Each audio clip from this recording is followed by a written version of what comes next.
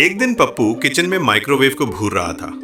Mummy बोली, अब क्या कर रहे हो? मम्मी, ये माइक्रोवेव 1 मिनट में खाना गर्म कैसे कर देता है? मम्मी, बेटा, इसके अंदर बहुत तेज गर्म हवा घूमती है।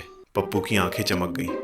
मतलब अगर मैं अंदर बैठ जाऊं तो मैं भी फटाफट गर्म हो जाऊंगा? मम्मी चीखी, पप्पू! लेकिन पप्पू कहाँ मानने वाला था।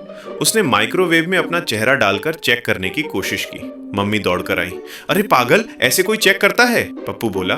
अरे तो फिर माइक्रोवेव पर बड़ा लिख दो, खाना ही गर्म होता है, बच्चा नहीं। अगर पप्पू का कारनामा अच्छा लगा तो लाइक और सब्सक्राइब जरूर करना।